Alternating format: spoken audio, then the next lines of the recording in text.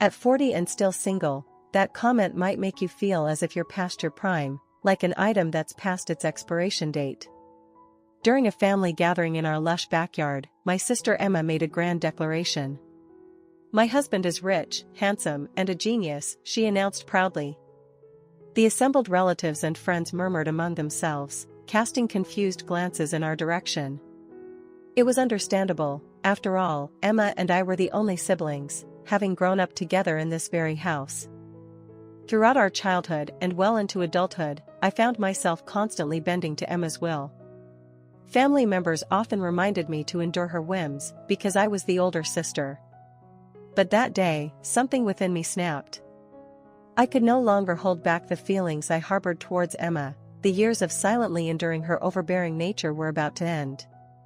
My name is Sophia Brown, a 40-year-old who previously worked in medical administration. I chose to leave my career when I gave birth to my daughter, now 5 years old, to focus on raising her. Life at home is generally peaceful and fulfilling. I eagerly anticipate the moments when my daughter returns from kindergarten and my husband comes home from work. "Sophia, I'm home." My husband's voice is a cue for the usual joyful chaos that follows his arrival. "Welcome back, Charlotte." Dad's home." Our daughter's excitement is palpable, her stories from kindergarten bubbling out of her. My husband, Noah, is not just a provider but also a hands-on dad. He actively participates in parenting and household tasks. Despite my full-time presence at home, he insists on giving me days off, understanding the exhaustion that can come from continuous caregiving. "Wow, you've drawn this really well," he often compliments Charlotte's artwork, which usually features our family. Charlotte beams under her father's praise, her shy smile lighting up the room. Her drawings, filled with stick figures of our small family, bring immense joy to both of us. One seemingly ordinary day, I received a call from an unknown number. My first instinct was to ignore it, suspecting a spam call, but a nagging feeling made me answer. "Hello? Oh, Sophia, you're still alive?" The voice was unmistakably Emma's, sharp and intrusive as always. "Huh, Emma, why do you have my number?" I asked, my tone guarded. "With enough money, it's easy to find out," she replied casually, her words sending a chill down my spine. "I know where you live too, don't try to run away." "What do you want, Emma?" I managed to ask, trying to keep my voice steady. Her next words were unexpected. "Oh right, Grandma passed away. I didn't want to contact you, but it was her will. She wants you at the funeral." The call ended with Emma informing me about the date of the funeral, but not before she added a haunting remark, "This isn't over between us, Sophia. I'll see you at the funeral." As I hung up, a heavy silence filled the room. Emma's sudden reappearance and the news of Grandma's death left me with a deep sense of foreboding about what lay ahead. To me over the years, her sudden change in demeanor took me off guard. I cautiously began to share some details about William, emphasizing his kindness and intelligence, aspects of him that I truly admired. Emma listened intently, nodding and smiling as if genuinely interested. However, deep down, I felt uneasy. Emma's past behavior had taught me to be wary of her sudden warmth. Later that evening, after Emma had left, my mother, with a knowing look, cautioned me. "Be careful, Sophia. Emma has her ways of twisting things." Her words echoed in my mind, reminding me of the numerous times Emma had used information against me. Despite my mother's warning, I couldn't help but feel a flicker of hope that perhaps Emma had changed, that maybe, just maybe, she genuinely wished me happiness. But that hope was short-lived. The next time I saw Emma was under unexpected circumstances. William and I were at a local cafe enjoying a quiet afternoon together when Emma suddenly appeared. She greeted William with a familiarity that confused both of us. "William, so great to see you here with my sister," she exclaimed, her voice dripping with feigned surprise. William, taken aback by her forwardness, politely greeted her back, but the confusion was evident on his face. As Emma sat down with us, uninvited, she began to weave a narrative of how close we all were as a family, subtly inserting accolades about her own achievements and connections. I could see William trying to make sense of the situation, his earlier ease replaced by a cautious intrigue. The conversation took an even more uncomfortable turn when Emma began to share exaggerated stories of our childhood, painting herself as the protective elder sister, a stark contrast to the reality. She spoke of times she had helped me out of trouble, times that were, in truth, instances where she had left me to bear the consequences of her actions. William listened, nodding, his eyes occasionally meeting mine, searching for truth in my tight-lipped smile. After Emma left, William turned to me, a concerned look on his face. "Sophia, is everything all right? Your sister, she seems quite..." He trailed off, unsure how to finish. "Yes, she's always been overwhelming," I replied, the weight of years of suppressed feelings coloring my tone. We spent the rest of our time together discussing lighter topics, but Emma's unexpected intrusion lingered in the air, an unspoken tension between us. The dynamics within my family, especially my complicated relationship with Emma, had always been a difficult topic for me to discuss. Emma's ability to charm and manipulate situations was well known to me, and now, it seemed, she was attempting to cast a shadow over my budding relationship with William. As I lay in bed that night, thoughts of Emma's motives circled in my mind. Why had she acted that way? Was it mere coincidence, or something more calculated? The uncertainty of it all was disquieting, but I resolved to keep my guard up, to protect not only my heart but also the new relationship that I hoped could bloom away from the twisted vines of my sister's influence. I stood there in the rain, numb and heartbroken.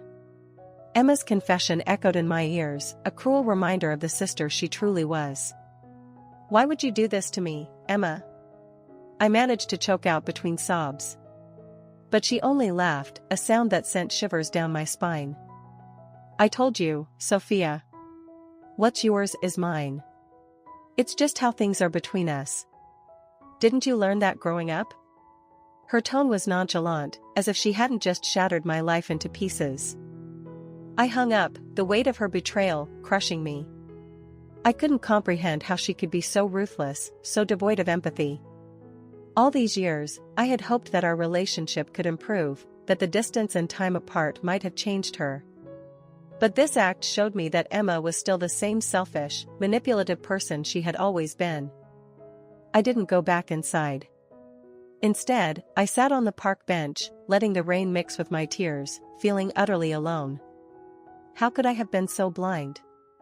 I had introduced William to Emma, hoping that she had changed, that she could share in my happiness.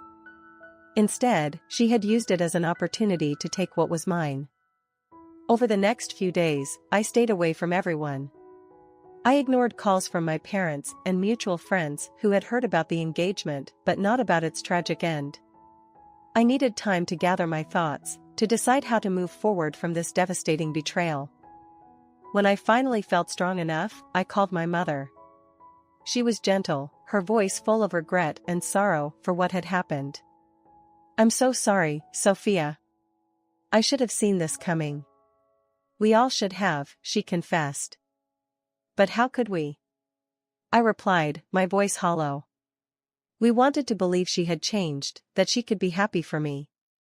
"Yes, we wanted to believe," my mother agreed, sadness tinging her words. It was clear that I needed to make a change. I could no longer allow Emma's toxic behavior to affect my life. It was a painful decision, but I knew that for my own well-being, I had to sever ties with her completely. I began to rebuild my life, slowly. I focused on my work and spent time with friends who supported me through the ordeal. I sought therapy to work through the betrayal and to understand why I had allowed Emma to manipulate me for so long. Months passed, and slowly, the sharpness of the pain dulled. I learned to trust again, to open my heart, but this time with more caution, more awareness of the signs I had previously ignored. Emma tried to contact me a few times, but I never responded. I had learned my lesson well. I knew now that some relationships, no matter how much you wish they could be different, are just too broken to mend. And I was finally okay with that. Yes, that's right. Charlotte has her own little YouTube channel where she shares her adventures and creativity. It's quite popular among kids her age, I explained, a hint of pride in my voice. Emma's face fell for a moment, perhaps caught off guard by the unexpected success of my daughter, contrasting sharply with her own display of superiority. While Emma tried to recover, Noah put his arm around me, showing his unwavering support. He smiled warmly at Emma and William, adding, "It's a pleasure to finally meet you. Sophia has told me a lot about her family, and though circumstances have been challenging, she's always hoped for reconciliation." Emma, caught between her surprise and the need to maintain appearances, forced a smile. "Well, that's wonderful. It's so good to see you thriving, Sophia. Thomas, say hi to your aunt and cousin," she said, nudging her son gently. Thomas, still somewhat oblivious to the adult tensions, cheerfully waved at Charlotte, who shyly waved back. The children's innocence was a stark contrast to the complex dynamics swirling around the adults. As the conversation continued, I could see William's discomfort. He seemed to be grappling with the situation, his eyes frequently meeting mine with a mixture of regret and confusion. It was clear that he was not fully aware of how deep Emma's manipulations went, nor of her true nature, which I had experienced firsthand. The family gathering was bittersweet. It was supposed to be about honoring our grandmother, a woman who had always shown me kindness and understanding, unlike the rest of my family. Her memory deserved more than the petty displays and veiled jabs that characterized the day. After a while, Noah suggested, "It might be nice to talk outside of this setting." Everyone agreed, and as we walked, I felt a slight easing of the tension. The fresh air seemed to help dissipate some of the heaviness that had settled over us. As we strolled through the nearby park, Emma attempted to engage more with Noah and Charlotte, perhaps realizing that her usual tactics were not going to work this time. Her questions were polite, even if somewhat strained, and Noah responded with his usual kindness and professionalism. Despite Emma's efforts, I could tell that the dynamic had shifted. My new life with Noah and Charlotte, filled with genuine love and mutual respect, stood in sharp contrast to the deceitful and competitive atmosphere Emma fostered. This realization seemed to slowly sink in for Emma, whose smiles became increasingly forced as the day went on. The walk ended with polite goodbyes. Emma's parting words to me were a mix of congratulations and a hesitant offer of future get-togethers.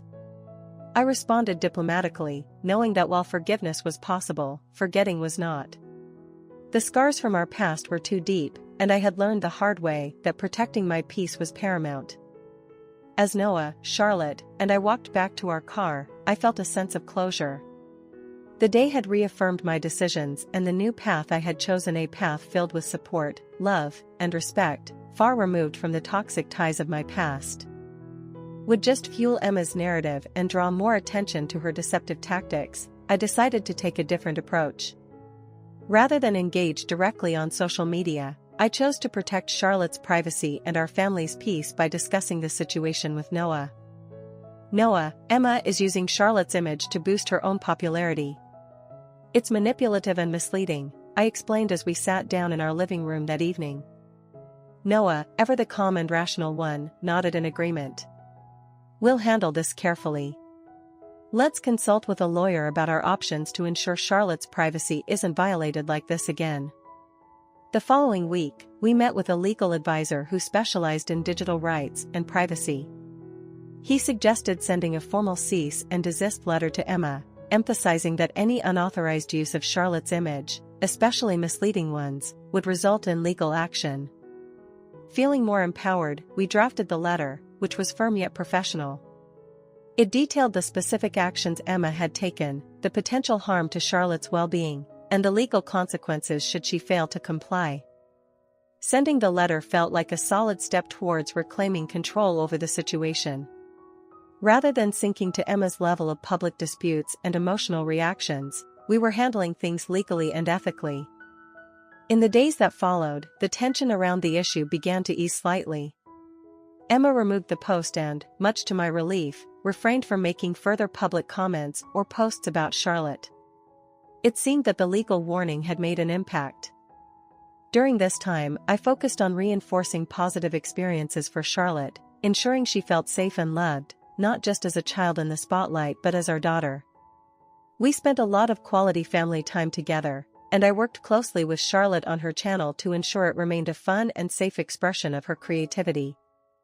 One evening, while reviewing some of Charlotte's video ideas, I reflected on how handling this situation with Emma legally rather than emotionally had helped preserve our family's sanity and dignity.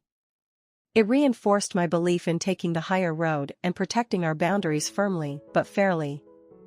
Noah and I continued to monitor social media, ready to take further legal steps if necessary, but hopeful that Emma had learned a lesson about respecting others' rights and privacy. Through all this, I realized the importance of setting clear boundaries and the strength in standing up for what's right, especially when it comes to family. Curious, I probed a little further, but it was clear they weren't at liberty to disclose more. My mind wandered to Noah. He had been more pensive lately, often lost in thought. As I walked through the hospital corridors, the atmosphere seemed tenser than usual, the staff busily moving about, their conversations brief and subdued. That evening, when Noah finally came home, the tired lines around his eyes were more pronounced than I had ever seen them. "It's been a rough couple of weeks," he began as we sat down for dinner. "We've had to make some tough decisions at the hospital. Budget cuts, unfortunately. It means we've had to let some people go, and it's never easy." I listened intently, understanding the weight of his responsibilities. "Is there anything I can do to help?"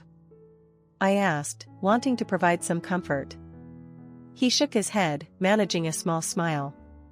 "Just being here, like this, helps more than you know," he said, reaching for my hand across the table. Over the next few days, I noticed a slight shift in the atmosphere at the hospital. Despite the recent cuts, there was a sense of rallying, of coming together to get through the tough times. Noah was at the center of it, his leadership qualities shining through as he navigated the challenges with a focus on compassion and efficiency. Back at home, I continued to monitor the situation with Emma through social media, albeit from a distance. Her interactions had changed, her posts were less frequent and noticeably lacked the vibrant engagement they once had. The friend from Emma's elite school days and the mom friend had become regular contacts, updating me on the situation. "They've started to stand up to her," one of them told me during a phone call. After realizing she didn't have anything on us, we felt empowered to say no to her demands. It's like a weight has been lifted. It was a development that, while positive, made me reflect on the complexities of relationships and the power dynamics that often went unnoticed until a breaking point was reached. Meanwhile, Charlotte's channel continued to thrive, a small beacon of joy and creativity in our lives. We made sure to instill lessons of kindness and respect in her content, countering the negativity that had once threatened to overshadow our family's peace. As I prepared for another day, helping Noah get ready for work and Charlotte for her activities, I felt a renewed sense of purpose. Our family had faced its fair share of challenges, but together, we were building a life defined by support, integrity, and love, values I hoped would guide Charlotte as she grew up in a world that was often complicated and unpredictable. I couldn't shake off the feeling of discomfort after Noah's serious conversation about William. It seemed like something significant was brewing beneath the surface, something that could disrupt the peace we've been enjoying lately. Noah's expression was grave as he revealed that William had committed a medical error, a revelation that stunned me. As Noah delved deeper into the situation, I realized the severity of William's actions. He had endangered lives with his mistake, a betrayal of the trust patients placed in him. It was understandable why the hospital had to take strict action, ultimately leading to William's dismissal. Noah's mention of William's attitude only solidified the gravity of the situation, painting a picture of someone unfit for the responsibilities of a doctor. Emma's involvement added another layer of complexity. Learning about her family's struggles through Noah's concern for Emma's well-being brought back memories of my own family's past. The revelation of Emma's disownment by our family struck a chord, highlighting the rifts and consequences that arise from such situations. The decision not to take in Thomas, Emma's son, weighed heavily on my mind. Despite the emotional turmoil and the familial ties, practicality won over sentimentality. Noah and I acknowledged our limitations, recognizing that caring for Thomas would be a challenge we weren't prepared to undertake. My mother's tears and apologies stirred conflicting emotions within me. While I reassured her that it was okay, the scars of the past lingered, influencing my desire to maintain a distance from the family home. The proposal of a family outing to the amusement park offered a glimmer of joy amidst the somber atmosphere. Charlotte's excitement was infectious, and the prospect of capturing those moments on film filled me with anticipation. Charlotte's innocent remark about not wanting everyone to know how cute her mommy was elicited a mix of amusement and warmth. Noah's agreement, coupled with his love and affection, reinforced the bonds that held our little family together. In that moment, despite the trials and tribulations, I found solace in the love we shared and the prospect of continuing to build our peaceful and happy life together. As we discussed plans for our family outing and Charlotte's playful banter filled the room, I couldn't help but feel a sense of gratitude for the simple joys we shared. Noah's unwavering support and Charlotte's boundless energy reminded me of the blessings that surrounded us, despite the challenges we faced. In the midst of uncertainty and upheaval, our family remained a source of strength and stability. The thought of capturing these moments of happiness on film, to be shared and cherished with loved ones, filled me with a sense of purpose and contentment. As we continued to plan our outing, I couldn't shake off the feeling of optimism that permeated the room. With each laugh and smile exchanged between us, it became clear that no matter what obstacles lay ahead, we would face them together,